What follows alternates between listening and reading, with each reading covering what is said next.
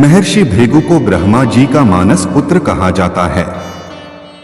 महर्षि भृगु की पत्नी का नाम ख्याति था, जो दक्ष की पुत्री थी। इनके बारे में कहा जाता है कि वे सावन और भाद्रपद के महीने में सूर्य के रथ पर सवार रहते हैं। एक बार जब सभी ऋषिमुनि सरस्वती नदी के निकट इस बात पर चर्चा कर रहे थे कि त्रिदेव कहे जाने वाले ब्रह्मा, विष्णु और महेश में से सबसे सर्वश्रेष्ठ कौन है, काफी देर तक बातचीत करने के बाद भी इस विषय पर कोई निष्कर्ष निकलता नहीं दिखाई दे रहा था। निष्कर्ष पर पहुंचने के लिए उन्होंने एक समाधान निकाला कि वे त्रिदेवों की परीक्षा लेंगे। ऋषिमुनियों ने इस परीक्षा के कार्य के लिए महर्षि भृगु को नियुक्त किया। इसके बाद महर्षि भृगु सबसे पहले ब्रह्मा जी के पास जाते हैं। वे न तो उन्हें प्रणाम करते हैं और न ही उनकी स्तुति करते हैं। यह देख ब्रह्मा जी को महर्षि भृगु पर बहुत क्रोध आता है। उनका क्रोध इतना अधिक बढ़ जाता है कि मुख बिल्कुल लाल हो जाता है। आग जैसा ब्रह्मा जी का क्रोध अंगारों में बदल गया। कुछ क्षणों बाद उन्होंने अपना गुस्सा ठंडा करने का प्रयास किया, यह सोचकर कि आखिर भृगु हैं तो उनके पुत्र ही। इस प्रकार उनकी विवेक बुद्धि ने क्रोध को दबा लिया।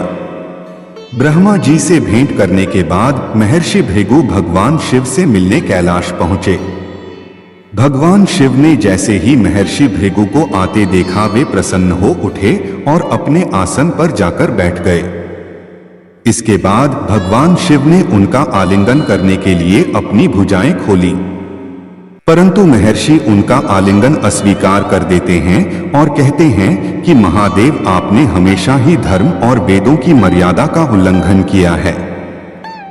आप इन दुष्ट राक्षसों व असुरों को जो वरदान देते हैं, उनके कारण सृष्टि को कई प्रकार के संकटों का सामना करना पड़ता है।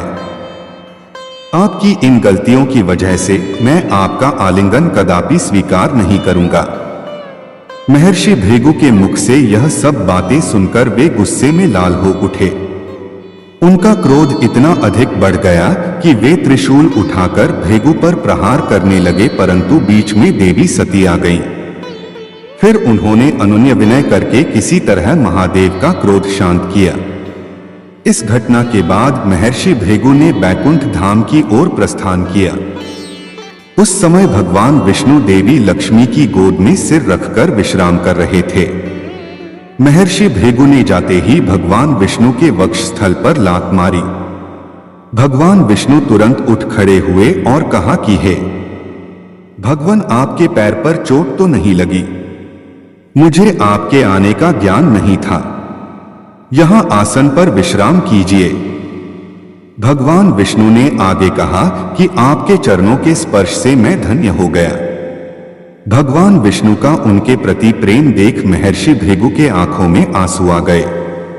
अंत में वे सभी ऋषिमुनियों के पास पहुंचे और सारी कहानी विस्तार से कह सुनाई। उनकी कहानी सुनकर सभी ऋषिमुनि आश्चर्यचकित रह गए।